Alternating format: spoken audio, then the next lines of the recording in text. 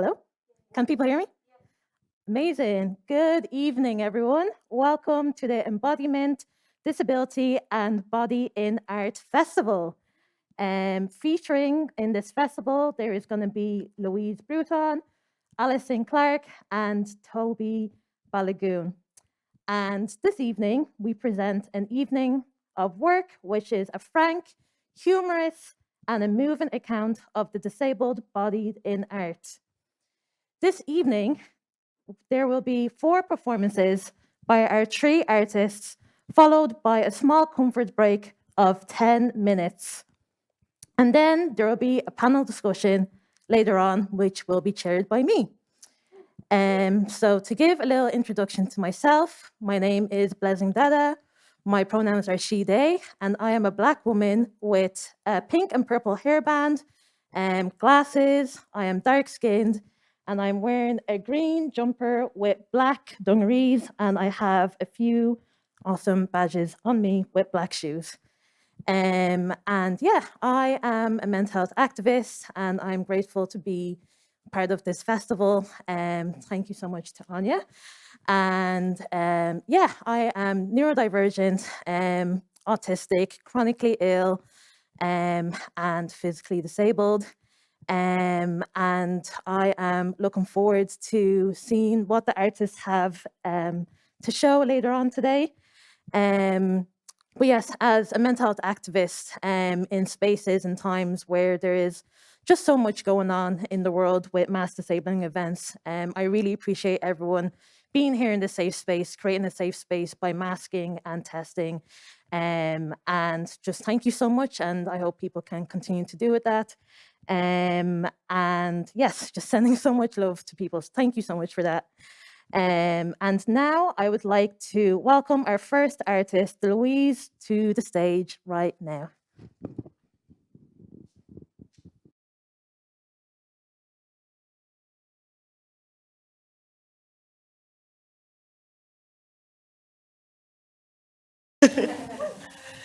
Just in case you want to know what's going on here, that is me 7 years ago performing Why Won't You Have Sex With Me, which was a play that I presented in the Dublin Fringe Festival, which inspired the script that I am now reading for you today. So nothing has changed.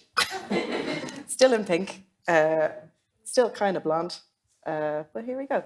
So this is a presentation of a script that I've written called Legless. And it is in the stages where we're looking for people to give us money to produce it. So if you are that person, call me.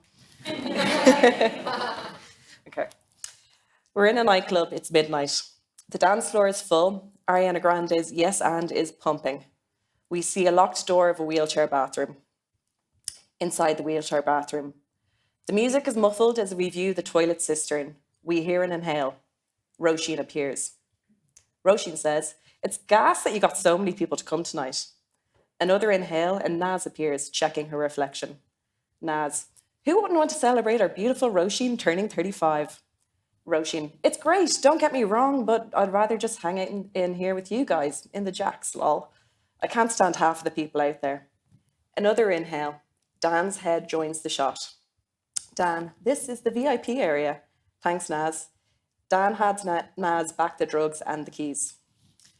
Roisin, "Do we have to go back out there?" Dan, "Yeah, when did everyone we know become so..." Roisin, "Self-obsessed, insta-basic." Dan, "Exactly." Naz fixes her eyeliner in the mirror. Naz says, "Your dream man might be out there tonight, Roisin." Roisin replies, "Dan might be the only straight man here apart from the bouncer." Naz, "Dan could be the man of your dreams. Can't afford to pay his way in, but he's still a cutie." She ruffles Dan's hair. "Jesus, Naz, is that the lost verse from No Scrubs?" Naz says, "You know I love you, and your IOU system is flawless. Your repay debts will eventually put my child through college." Roisin, "Naz is only interfering because she's panicking about marrying the first man she ever slept with." Naz, clearly panicking, "I'm not panicking." Dan diverts the conversation. "Since we're addressing my watertight IOU system, how's about we add another bump to my debt?" Naz, "Okay, one more for the road and then we head back to that marvellous birthday party I threw for you." Outside the wheelchair bathroom, moments later, the bouncer pounds on the door as the nightclub heaves. Hey, this is for wheelchair. He is speechless when Ro wheels out in a wheelchair with Dan and Naz following her. The nightclub an hour later. Wide-eyed and gurning, Ro moves naturally, swinging out of Naz and Dan, and then spins across the dance floor. Roisin shouts, "This stuff is strong!" Other pals wish Roisin a happy birthday. Dan pulls Ro aside, pushing others out of his way. They mouth wankers at them. Dan says, "Do you and Naz have some sort of in-joke about me having no money?"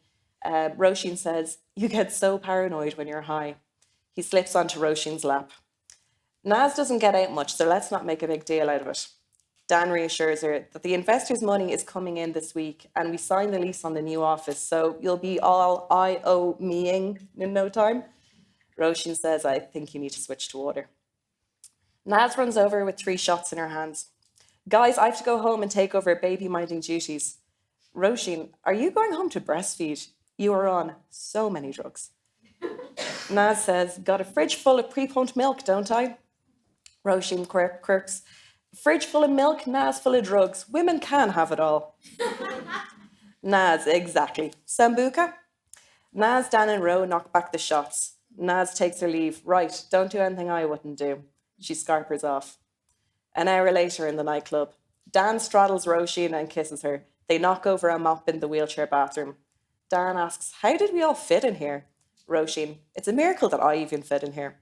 Dan observes the baby changing table, the surplus chairs, tables, bins. Roisin clicks her fingers to get his attention. "Back to me."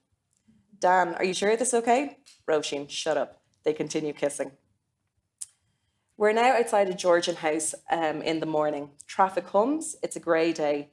Roisin's empty wheelchair is at the bottom of the steps. A hungover Dan carries a hungover Roisin down and he throws her onto the chair. "Well," Dan replies, "Well, so same time next week?" Roisin laughs. Dan says, "Why not?" "Are you serious?" "It's not the worst idea." Roisin then adds, "Before this gets any weirder, I'm off." Dan, "Are we cool?" Roisin, "I guess." The first few bars of Fun Loving Criminals Scooby Snacks play. Dan runs back up the stairs. Roisin turns to leave. The music stops. Dan shouts, "Ro!" Roisin, "Still on for a swim in sauna tomorrow? The building discount is only valid on Mondays." Roisin, "You got a cheapskate." It's Monday morning and we're in the meeting room of a women's magazine called Parole. Anya, Ro's boss, leads a pitch meeting with a PowerPoint presentation. Ro isn't paying any attention. Anya says, "Girlies, last week's top-ranking pieces were on the topics of relationships, parenting, and the internet. Give me your initial reactions. Quick, quick, quick." Parole Girl 1 says, "Touch parenting." Anya, "Okay, tell me more. What's the angle? Who's it for? Loving your Monday energy, BTW." The girl replies, "My husband is jealous of our kids and blames touch parenting for getting in the way, but maybe I just don't fancy him anymore. I think that might connect with all the new mamas out there." Anya, "Amazing, get started on it, but make it kind of zippy and quippy and not so depressy. Next." Ro is on Instagram. There's a photo of Dan in his new office. The caption reads, "You won't believe what Dan did next." Roisin, "Ugh." Anya, "Ro, what are you cooking up for us?" Roisin, "I am working on..." Anya says, too slow, quick reactions, relationships, parenting, the internet." Roisin is scrambling. "I have an idea here, it's..." Anya, "Here's one for you. Dating in a wheelchair. Equality in love. Is it possible?" Ro comes across an account on Instagram called Lip Service, and it's advertising a sex workshop. Roisin throws up this idea. "I'll go to a sex workshop and I'll do a blow-by-blow account." Anya, "I like it. Okay, you got 2 pieces. Finding love in a wheelchair and sex workshop." Roisin, "Why don't I just do the one?" Anya, "With International Wheelchair Day, you're just around the corner." Roisin, "How do you know that?" Anya, "My calendar never betrays me." Anya exits one window and opens her calendar. Every possible day, anniversary, holiday is marked out in different colours. Anya continues, "I want your insights on dating. How hard is it to get someone to reply to you on Bumble? Do you warn them before you meet them? Have you ever felt like you were on a pity date? How good can the sex really be?" "Jesus," says Roisin. Anya, Jesus is right. Are the Holy Joes mad for you? Do the Good Samaritans get hot under the collar for you? Roisin, this feels quite derogatory. Anya, argue that point in 1,000 words. Due Friday. Okay, next. We're out in the streets after work. Roisin navigates the crowd. An old lady in a plastic rain hat waves her down to slow down. Roisin, is everything okay? Old lady says, God is looking down on you. Oh no. The lady retrieves a holy medal from her wheelie bag. The old lady, take this. St. Christopher will look after you and all your ailments, as will all the angels and saints and the Virgin Mary herself.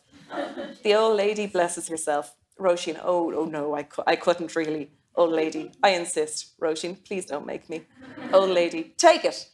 Roisin takes the medal and scurries off. Old lady screams, a child of God is never forgotten.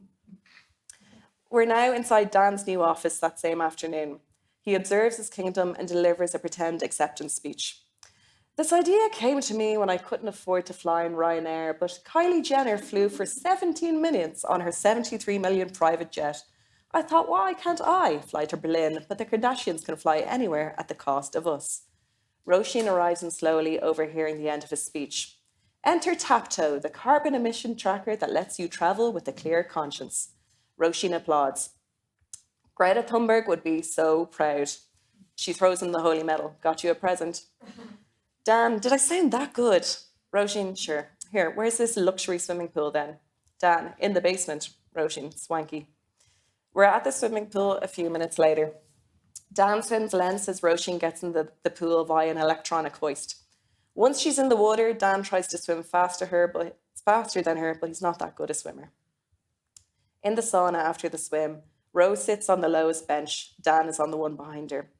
Dan, did you get my email about the launch party on Friday? We've got caterers coming in, all sustainably sourced produce, OVs. Roisin, yeah, Naz is up the wall with excitement. Dan, and you? Yeah, sure. Listen, I want to pick your brain about what you said the other morning. Dan, shoot. Roisin, why? Dan, I'm in my experimental era. Roisin doesn't look convinced. Dan, I think you and I are bold enough to compartmentalize our friendship into one box and this into another. Roisin, are you trying to say friends with benefits without saying friends with benefits? Dan, I'm trying to avoid labels. Roisin, ugh, you're such a loser. There's a label for you. Dan, let's look at a way of progressing a friendship on our needs at any given time, and we can see other people too. Roisin, this sounds messy. Dan, it's only messy if we let it get messy. Roisin, this is spoken like a true tech bro. And can I just check that this isn't a pity thing? Dan, that's a mental thing to think about yourself.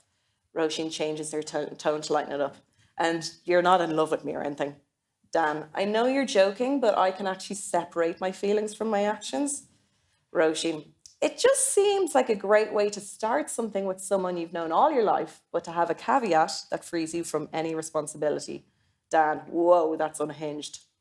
An older man comes in and sits behind Ro and beside Dan. Dan whispers, also, that's not how polyamory works. Roisin, oh, so it's polyamory now. Dan, yeah, I've been poly for a while now. Roisin, don't you have to see multiple people for that to work? Dan shrugs. The man behind stretches his legs. His feet stick out in front of Rose's face. She grimaces. Roisin, name one person you've been dating. Dan, don't be so childish. Roisin, name one person. Dan, Morgan. She's a yoga instructor with a side gig with Amazon. I met her at a mushroom retreat over Christmas. Her vibe is like matcha tea and hardcore techno. We really get each other. Roisin, with snark, I'm not sure anyone has a side gig with Amazon. Dan, you said you were cool about this. Roisin, how could I be cool when I didn't know any of the details? Dan, I'm taking the offer off the table. I need someone who's emotionally sure of themselves, and you're getting hysterical over, thank you, over nothing. Roisin, you can't just take it off the table. Dan, this is me taking it off the table. Dan throws an invisible thing over his shoulder. Roisin, you are so fucking immature. Roisin storms out of the sauna. Dan shouts after her, you're the immature one. The old man taps Dan on the shoulder. Sauna man says, the first rule of polyamory is honesty. And that's the first half. I'll be back.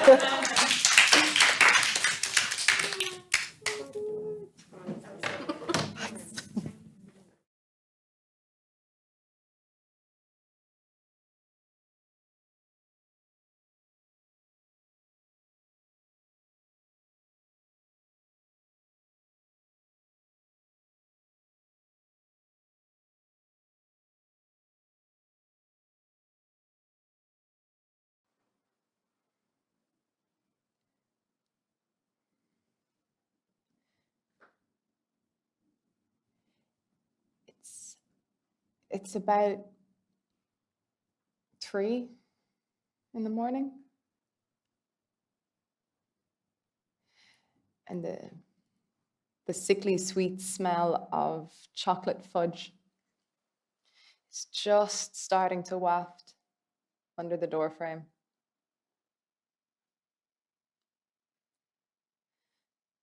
I was too young to understand grief, but just old enough to know how to cook. He had taught me that when you don't know what to say, you cook.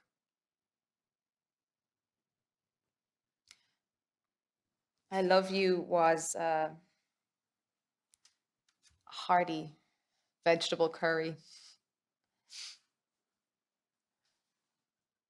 Happy birthday was a stack of French-style pancakes waiting for you on the kitchen table when you got up in the morning.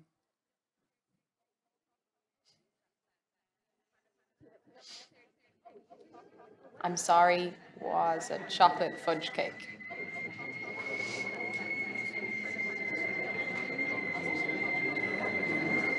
I'm struggling was a burnt oven pizza from Tesco and one of those boxes of microwavable crinkle cut chips.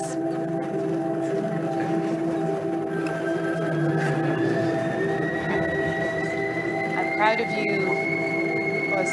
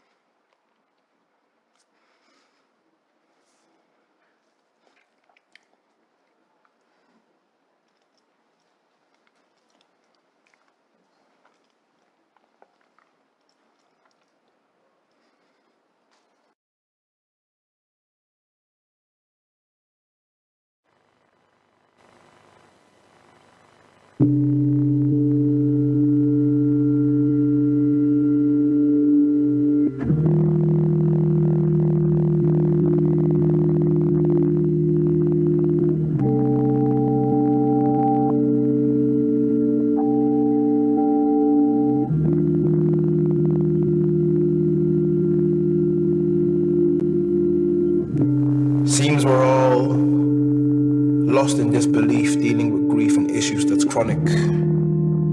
Corona just a highlight, lows of the high life. Now we all know what losing time's like. But for some,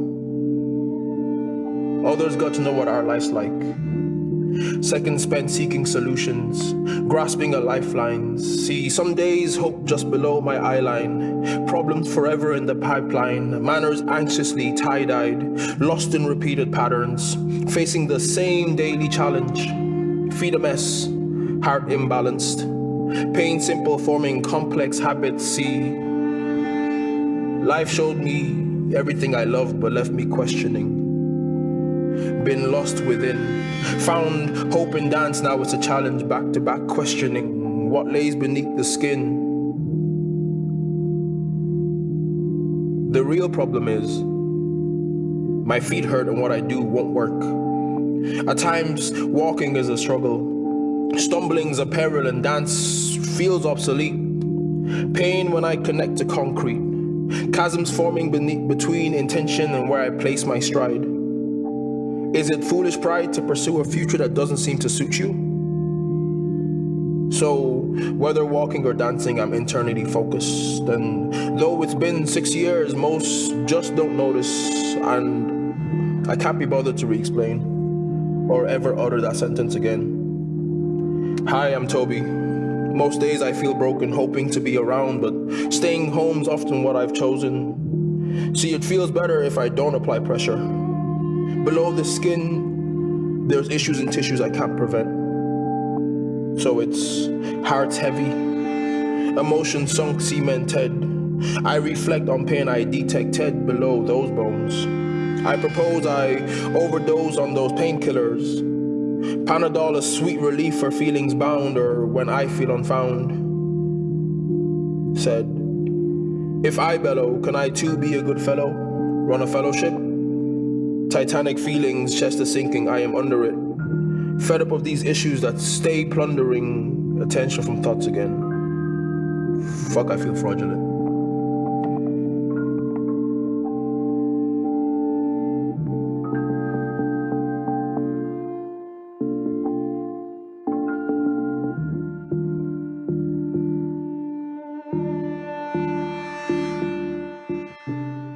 My name is Tobi Balogun. Full name is Tobi Hakeem Balogun. I am a multidisciplinary artist working primarily across dance, fashion, and visual art. I am living with neuromuscular issues in both feet. This is after beating chronic illnesses and burnout the past few years, but it has been 7 years of being in pain 24/7. So most of my practice as an artist is centered around Black masculinity, cultural sustainability, mental health, bodily awareness, mobility, and just seeing how all these things fit into questioning what it means to be human and what I guess the existence around that is or has been and how that's reflected in my reality, I guess, yeah.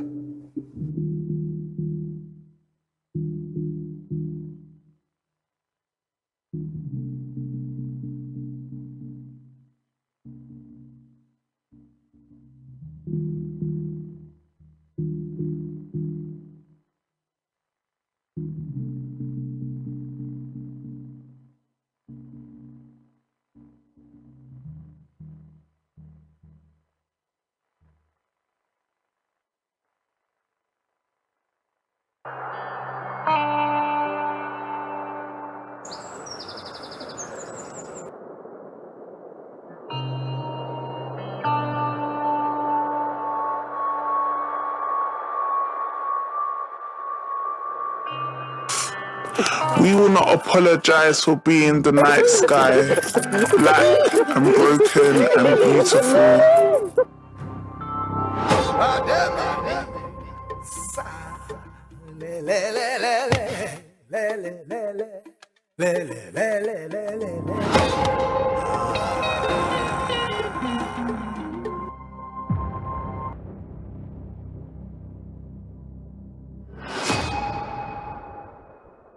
Don't you know light lives in dark places too?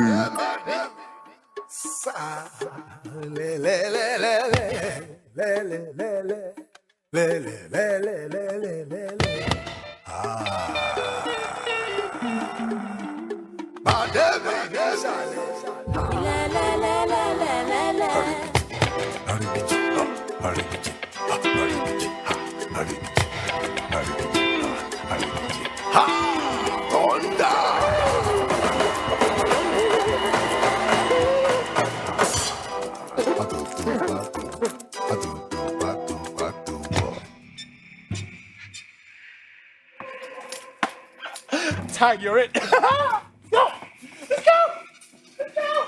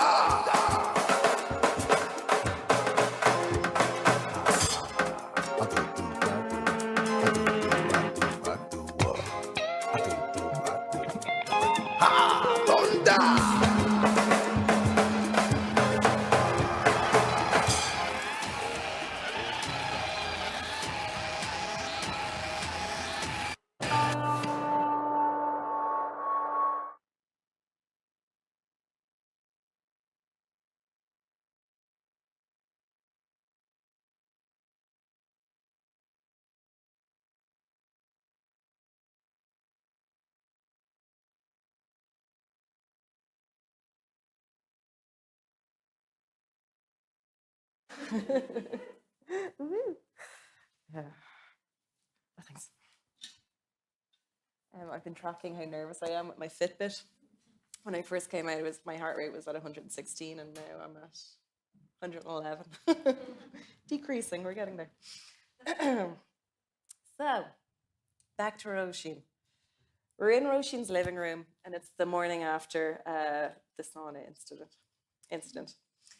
Roisin is in her PJs. She has 20 plus tabs open on her laptop and a notepad with "Why won't you have sex with me?" Scrawled across it. She goes through the dating apps on her phone. She gets a few matches. Grinning, she messages them in. We're now in Naz's house in a baby's bedroom later on that day. A close-up of Naz's face, pristine eyeliner, ruby red lipstick, leopard print bandana. Naz says, "It's okay, Mammy's got you." A full influencer rig out is set up. Hearts from viewers fill the live stream. She places baby Cleo into a cot. Naz whispers to the camera, "Now that Cleo is down, this light will help her doze off, giving Mama some me time." She turns on a projector. The room becomes a kaleidoscope. Naz winks to the camera. "Before I leave, I'll sing one of our favourite songs." I really don't want to sing. Anyway, she sings a twee version of Gala's Freed from Desire. 3, 2, 1. My love has got no money. He's got his strong beliefs. My love has got no power. He's got his strong beliefs. My love has got no fame. He's got his strong beliefs. She stops recording, picks up a baby monitor, and closes the door to reveal a house in disarray. She is exhausted. Her phone rings and she's startled. It's Ro. Naz picks up. "Hey babes, how's the post-weekend come-down treating you?" In Roisin's living room at the same time, she replies as she gets dressed up. "Roisin, I might have the pick-me-up that we need. Can Rick babysit tonight?" Back to Naz. "Let me check." "Rick!" Rick rolls out of his office in a wheelie chair. "Yes, Nazarene?" Naz, "Can you stay in this evening?" Again. Naz, "Didn't I carry our baby for 9 months? No wine, no soft cheese, no oysters, no view of my feet." Rick, "What I meant to say was, but of course." Naz to Ro, "Did you hear that?" Back in Roisin's living room. "Stunning. Okay, pick up some large oranges and bananas in the shop and meet me at the pavilion just before 8. Wear something loose." Roisin blows herself a kiss in the mirror and leaves the house. Naz on the phone. "Ooh, wouldst thou like to live mysteriously? See you then." We're in a pub. It's around 6:30. Ro bursts in, causing a nervous man to spill his pint. Roisin, "Derek?" She notices his spilled pint. "I guess this round is mine." 30 minutes later, Roisin looks very bored. Derek, The thing about stand-up these days is that no one really wants to hear men tell jokes anymore. Roisin, is that right? Derek, I got 1,000 views on my last reel, but views don't mean anything. Roisin looks at the time. Oh my gosh, I have to go. Derek, already? Soz, yeah, I have to meet a mate. Derek, fancy guest list for my next gig? Roisin, oh, you're very good, but absolutely not, no way. Roisin leaves and unmatches with Derek. We're now in a theatre where there's the sex work happening that evening. The instructor, Aria, wears a tie-dye dress and works the room. Aria, engage your inner goddess, decide your own rhythm, your own frequency, perform what you like on the orange. Roisin fingers an orange, flecks of flesh fly everywhere. Naz looks concerned. Naz says, stop hate fucking the orange. Roisin, sorry, that date drained me of whatever enthusiasm I had for life left. Aria weaves through the room. Aria, assert the male energy, but with every movement, find a deeper connection. Discover the space, let it guide you. Ro picks up the banana. Roisin, who's the orange and who's the banana in your marriage? Naz, honestly, I don't know. Things have been slow since Cleo. Roisin, I would have had you pegged as the banana. Pegged, get it? Ro waves the banana at Naz. Naz, you must be beating yourself to a pulp if that poor orange is anything to go by. Frustrated much? The orange is in bits beside Ro. Aria moves over to them. Aria, I hope you don't mind me interjecting. She turns to Ro. Frustration is a natural part of our sexual journey. Ro looks uncomfortable. Aria then addresses the room.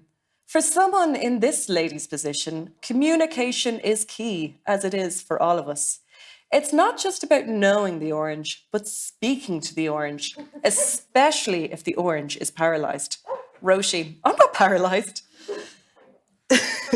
Naz puts her hand on Ro's hand to stop her from kicking off. Aria, and that's all we have time for. Thank you all for coming. And hopefully with this new knowledge, you can keep on coming and coming and coming. Namaste. In the car park of the theatre, Ro is in the passenger seat of a car. Naz packs up her wheelchair. Roisin, I'm more annoyed that some of the advice you gave was actually useful. At least you can try it all out with Rick later. Naz sits into the driver's seat and starts the engine.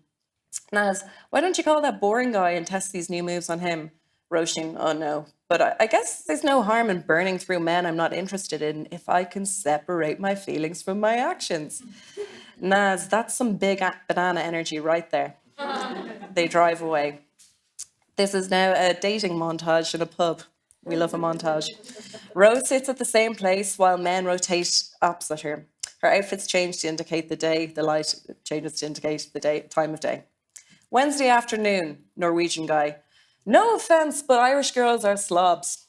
I don't think any of you ever stepped foot in a gym. Wednesday evening, coke addict. So I got a 10 grand loan to get me through my PhD, but I spent it on coke to stay awake and write my dissertation. Oh, sorry, what was the question? Who do I live with? Yeah, my parents. Thursday afternoon, sex guru. I'm a believer in the school of Tantra. I spent a few weeks in a remote village in India practicing these methods. Group work, very enlightening, very sweaty. He rinks. Ro is aghast. Thursday evening, Adam. I work a lot with music festivals, implementing more sustainable practices, that sort of thing. Ro perks up. Adam continues, I've been babbling on. What do you like to write about? Roisin, I'm a jack of all trades, music, culture, disability rights. She assesses his reaction to the word disability. Adam, I know some great guys working in access for music events. I can introduce you if you don't already have the same contacts. Roisin, no, that sounds good. Hey, I think this is going very well, don't you?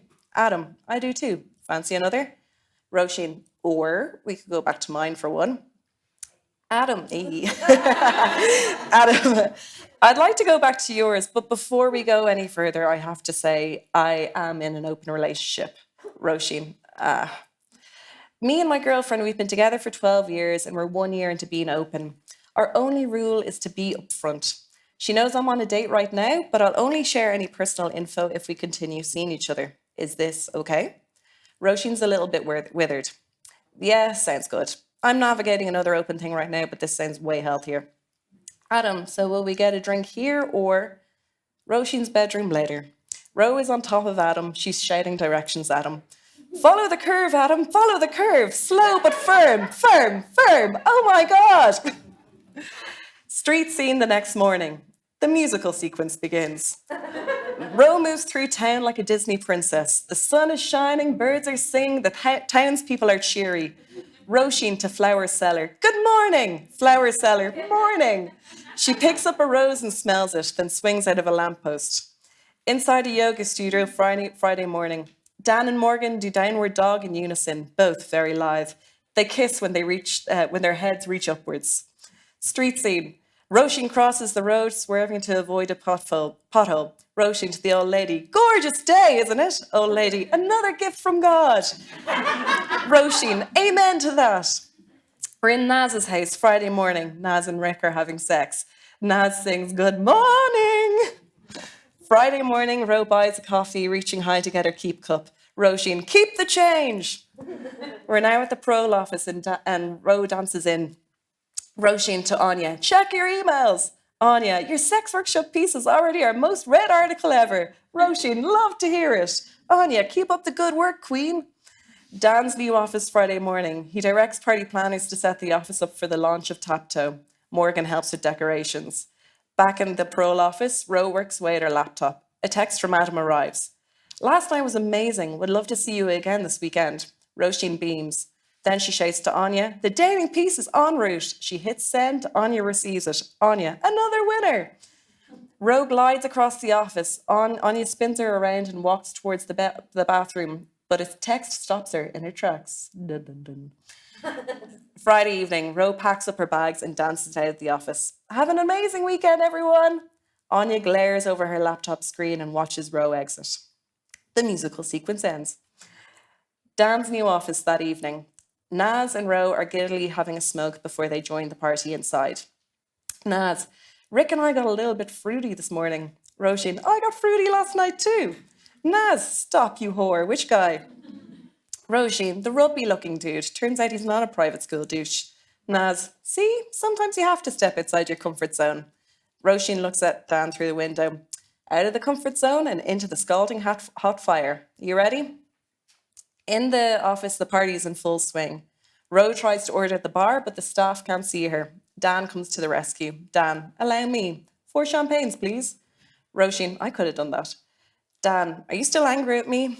Roisin sarcastically, why would I be angry? Dan, not detecting any sarcasm. Oh, fab, where's Naz?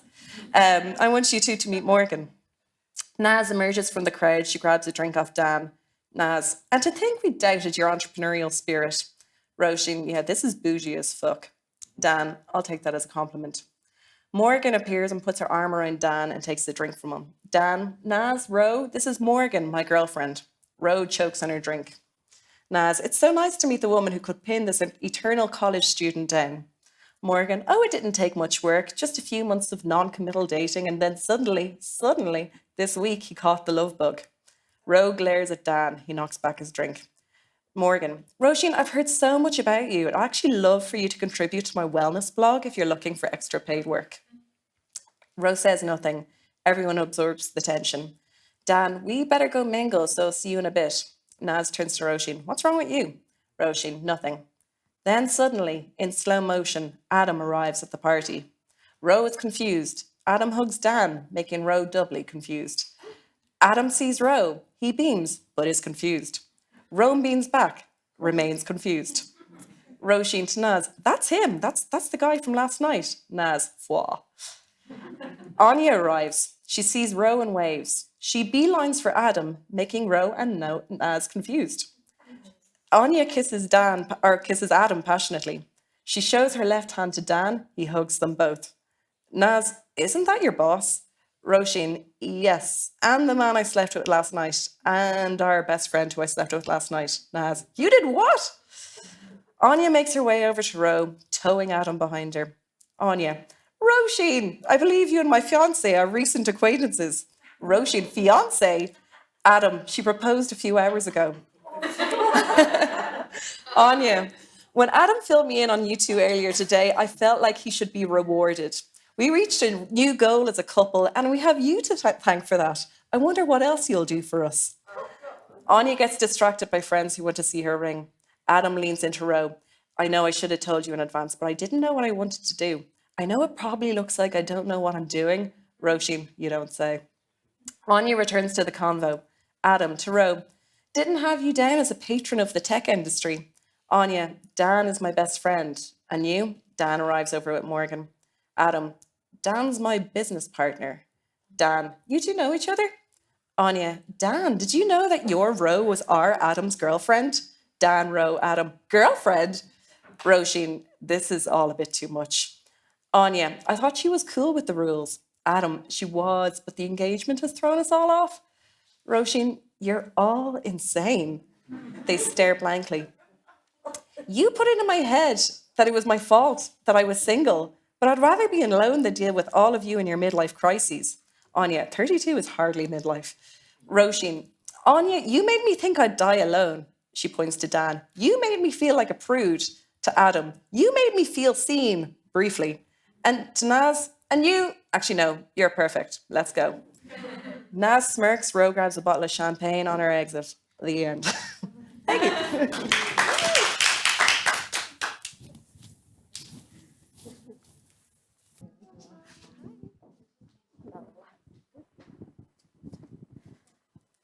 Oh, there we go. We are on. Can everyone hear me? Perfect. So yeah, we're just about to begin the panel discussion. And just during the engagement, just for the interpreters, we're going to just keep the conversation at just a bit more of a slow pace, because I know we're all very excited. But yes, thank you so much to both of you guys for just the amazing acts that you guys performed earlier on. There was just so many things just going through my head, and I was just so much in awe, and I'm just sitting there being like, I wish I was an artist like you guys, myself. But yes, I just have 2 questions to ask for everyone on the panel. And so I think I will start with yourself. And, you know, when it comes to mental health and all things self-care, with your work in the arts world, what are your support needs or your support networks, and what do you find helpful or not helpful? I think when I first began to write about being in a wheelchair and disability, I didn't have any. And the initial kind of creation of it was the therapy. And I know that's a really annoying thing to hear. My art is my therapy. But it kind of was, it sort of opened up or allowed me to see all of the frustrations and struggles that I had in very kind of like black and white typed words. And then over the last 6-7 years, I've learned how to know what's for the public and what's for me to work on myself. So what I have been doing lately is I've got an amazing therapist, and we now do just like a monthly check-in, because I'm doing a lot of personal writing at the moment, and I want to make sure that the work I'm creating isn't just like torturing myself for the sake of content.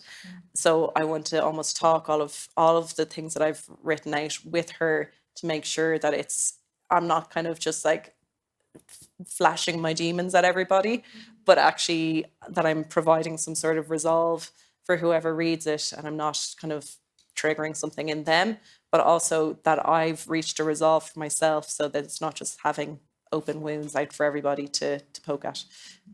So that's kind of what I've been doing, but I'm also trying to not be so gut reactive to putting things out there.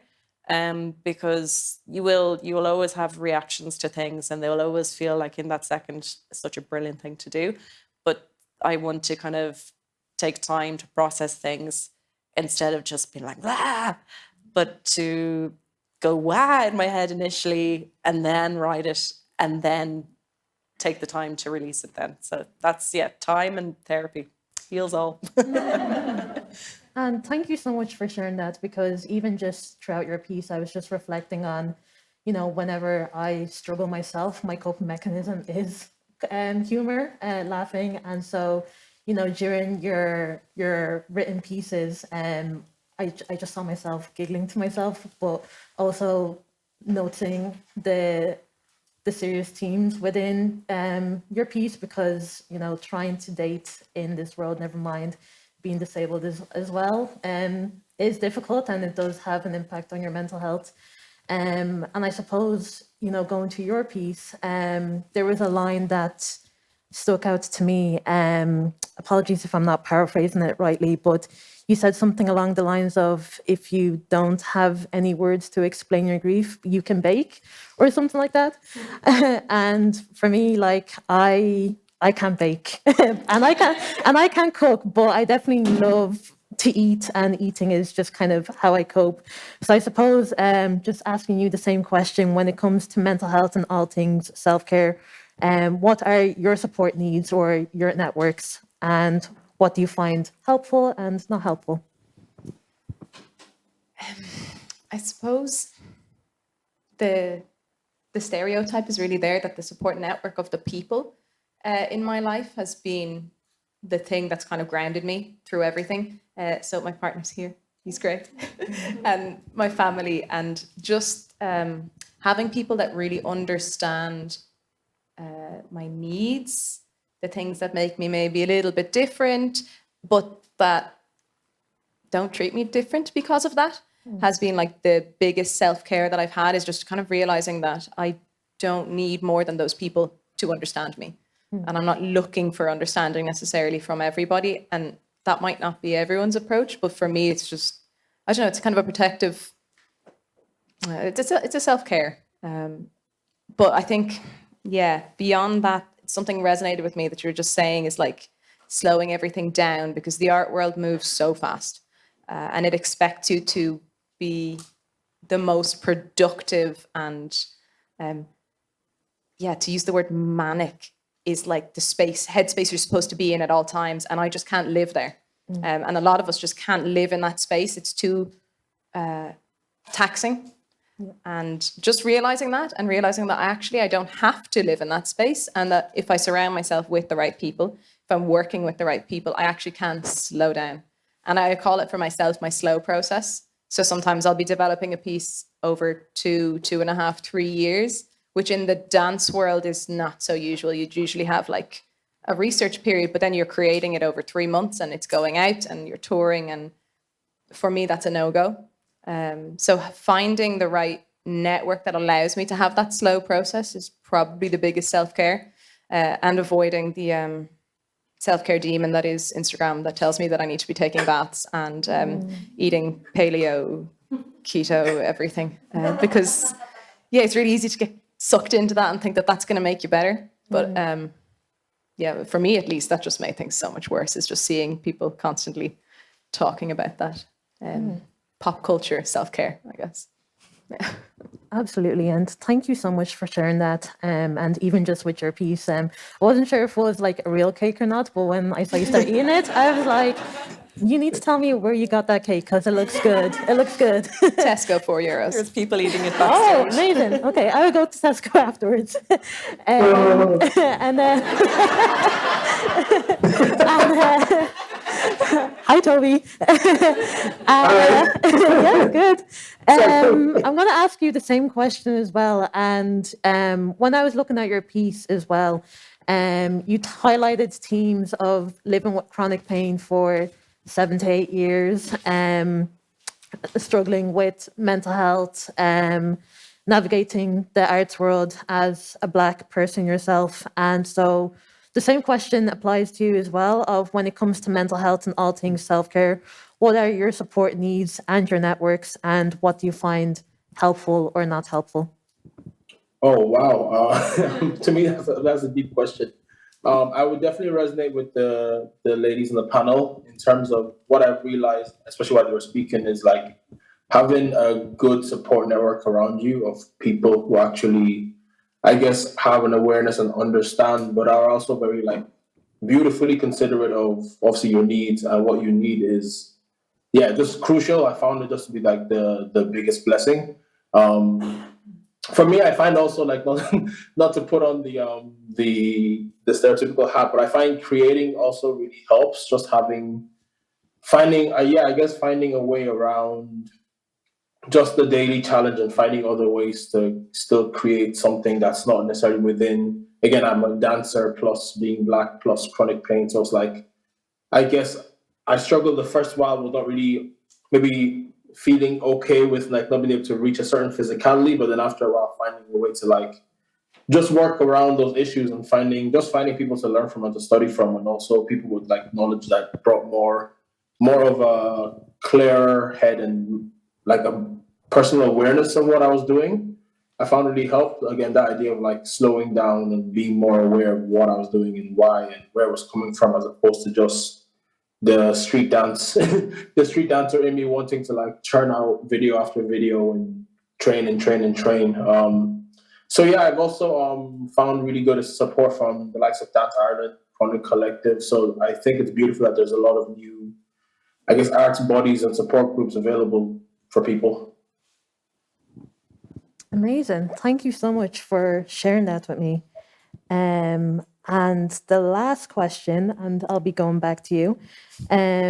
What is some advice that you would give to someone who is disabled and interested in pursuing the creative industry or the arts world? Because for me, that was something that I have always been kind of like interested in, but I was always kind of like too shy because I didn't really see people who looked like me. But obviously, like seeing you guys here is kind of like healing that in me. So what advice would you give to someone who might be sitting in a crowd who wants to enter the art world? Hey, I think it might seem like a lot of organizations aren't accessible in the very general sense of the word, but there are a lot of people working really hard in arts in Ireland to make it a more inclusive space. I can name specifically Dublin Fringe Festival. The people working there are amazing, and even though their offices aren't physically accessible, they will meet you. They will make sure that there's right venues for you, that they can, whatever people are getting up the few flights of stairs, they will make sure that you are getting that too. You might have a little bit of disconnected community, but Dublin is old and that's a problem. But there's people who are working in arts in Ireland who are really acknowledging that, and not just like physically, just in a general kind of sense. People are recognizing the wrongs that they've done in inclusivity and they're trying to move forward. And unfortunately, sometimes people with disabilities will be asked for a lot of advice for free about that. That's a really annoying part of it.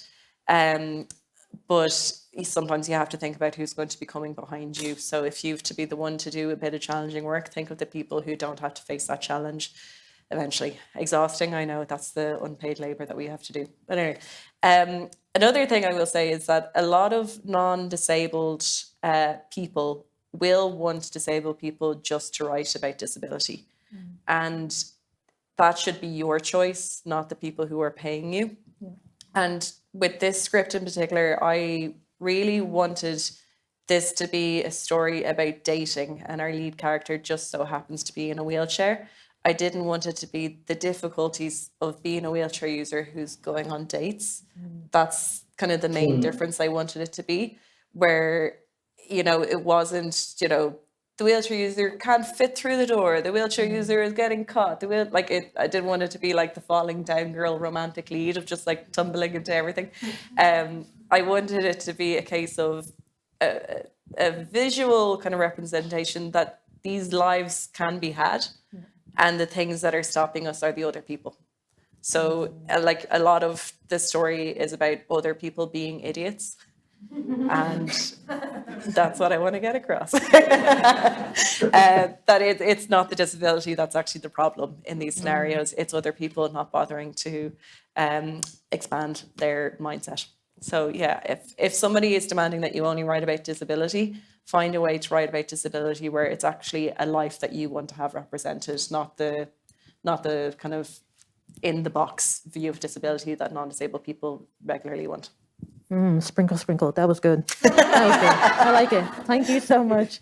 And going on to you, like when I was looking at your performance, again, it made me like reflect back on the times that like I wanted to be an artist as well, because like I'm definitely not flexible like you.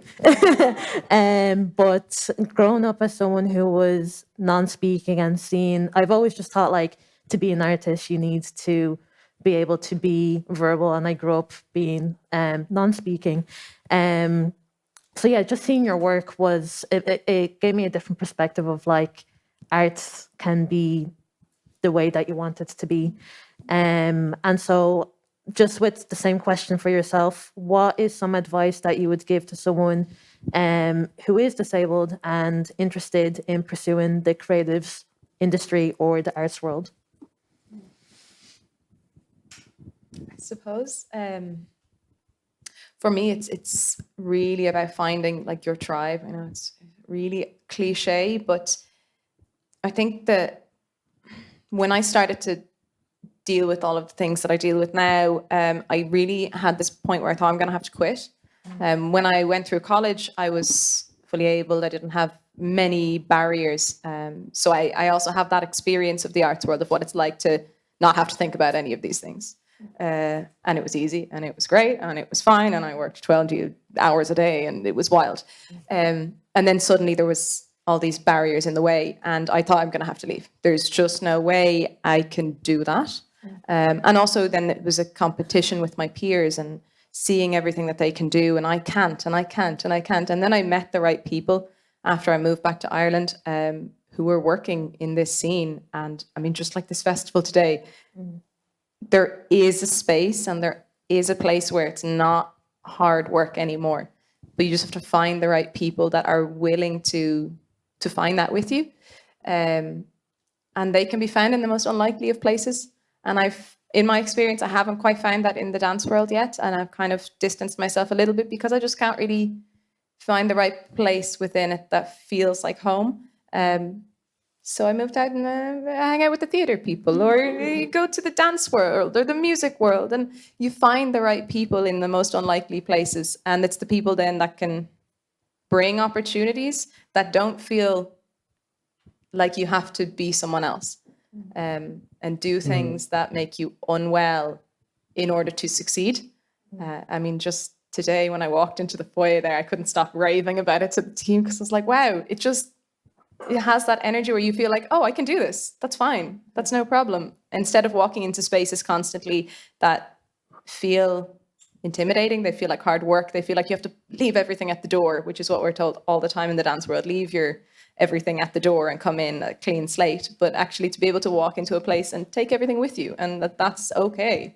So it's just finding the people that allow you to keep your backpack with you and not be expected to just pretend 24/7. So yeah, congrats, guys.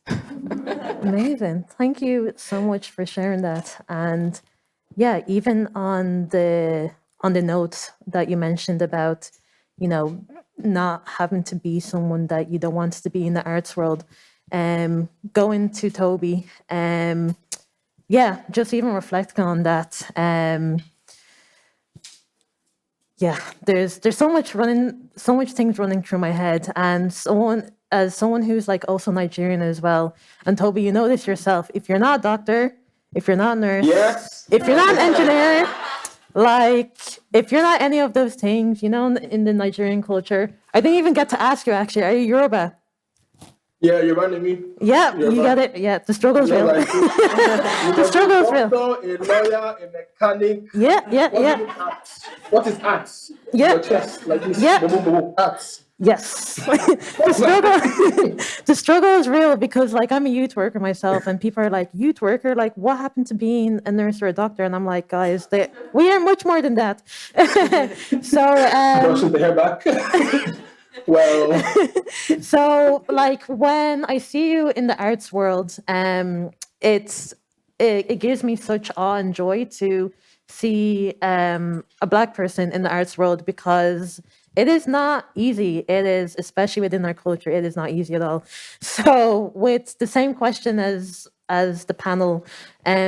What is some advice you would give to someone who is disabled and interested in pursuing the creative industry or the arts world?